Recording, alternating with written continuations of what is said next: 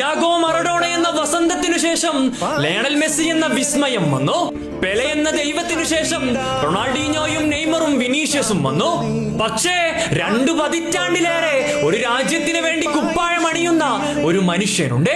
41 വയസ്സുള്ള അയാളെ ഇന്നും എതിരാളികൾ ഭയക്കുന്നുണ്ടെങ്കിൽ yes, he is the devil. ലോകം പിടിച്ചെടുക്കാൻ മഹാസമുദ്രങ്ങളും താണ്ടി അതിശക്തരെയും തകർത്ത് വെന്നിക്കൊടി വാറിച്ച വാസ്കോ ഡ ഗാമയുടെ പിൻതലമുറക്കാർ ഇന്നിതാ കന്നിക്കിരീടം കൊതിച്ചുകൊണ്ട് സാമ്രാജ്യ ശക്തികൾക്കെതിരെ ഒരിക്കൽ കൂടെ യുദ്ധം പ്രഖ്യാപിക്കുന്നു. ആ ചെകുത്താന്റെ ആത്മവിശ്വാസമാണ് നാവികപ്പടയുടെ ധൈര്യം. അയാൾക്ക് ആ കപ്പ് കിട്ടിയേ തീരൂ. കാരണം വിരിയും മുമ്പേ വാടിപ്പോയ ഒരു കറുത്ത അധ്യായമുണ്ട് അവരുടെ കഥയിൽ. അവരുടെ പലതുമായിരുന്ന ജോട്ട 26 അംഗം അടങ്ങുന്ന പറങ്കിപ്പടയുടെ കൂടെ ഒരു നേര് പോലെ മനുഷ്യനുണ്ടായെന്നിരിക്കണം.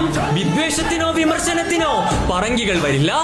അവർ പോരാടും, സർവ്വതും നൽകി പോരാടും. എതിരെ പെയ്യുന്ന പേമാരി ആയാലും മുങ്ങിത്താഴും വരെ നിലയ്ക്കാതെ പോരാടും.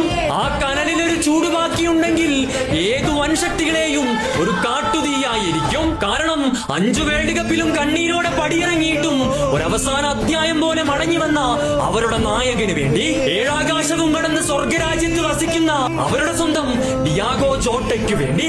നിങ്ങൾക്ക് വീഡിയോ ഇഷ്ടമായെങ്കിൽ ലൈക്ക് ചെയ്യാനും ഫോളോ ചെയ്യാനും മറക്കരുത്. പുതിയൊരു വീഡിയോയുമായി എത്തുന്നതുവരെ ലെറ്റ്സ് വൈൻഡ് അപ്പ്.